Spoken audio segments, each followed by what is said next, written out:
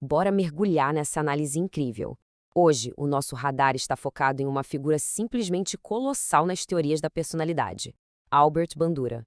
O trabalho desse cara não apenas adicionou algumas camadas ao que a gente já sabia, mas mudou completamente a forma como o mundo compreende a mente humana.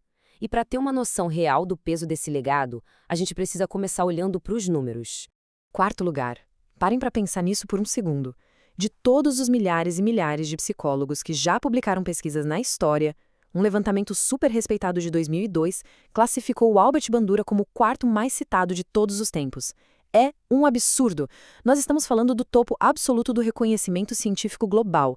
É um nível de influência que pouquíssimos cientistas de qualquer área conseguem sonhar em alcançar. E falando sobre esses gigantes da psicologia, isso levanta aquela questão inevitável. Quem é que poderia estar à frente deles nesse patamar de elite? A companhia é literalmente um peso pesado da história intelectual. B.F. Skinner, Sigmund Freud e Jean Piaget. Convenhamos, não dá para negar a fama estrondosa desses três. Eles furaram a bolha acadêmica faz tempo e viraram parte da cultura pop. Quase todo mundo já ouviu falar de Freud ou Piaget, mesmo quem nunca pisou numa faculdade de psicologia. E é exatamente logo atrás desses titãs históricos que o Albert Bandura garantiu seu lugar. Isso já dá o tom da imensidão da contribuição dele para a ciência. Mas a grande sacada é como é que alguém chega nesse nível todo de reconhecimento. Bom, para cravar esse quarto lugar lendário, não bastava só publicar uns estudos legais. O Bandura teve que chutar a porta e romper, de forma fundamental, com o modo como a comunidade científica da época entendia a aprendizagem humana. Ele teve que enfrentar o peso absurdo de um paradigma estabelecido. Ele precisou olhar para o modelo mais aceito, o padrão ouro intocável, e ter ousadia de apontar que estava faltando uma peça gigante no quebra-cabeça.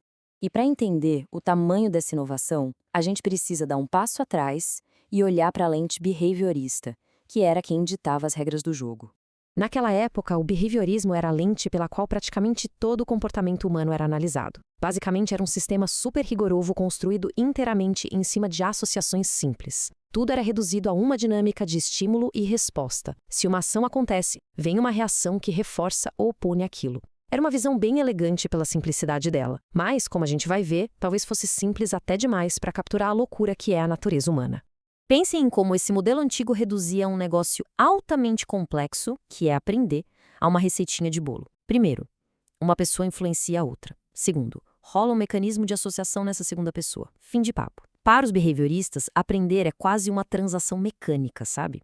Um processo que acontecia sem ninguém precisar ligar para o que estava rolando dentro da mente ou no contexto social ao redor. Era como apertar um botão e esperar que a luz acendesse. E é exatamente aí que a chave vira, e a gente entra na dimensão social. O Bandura bateu o pé e disse que os behavioristas estavam deixando passar um ecossistema inteiro.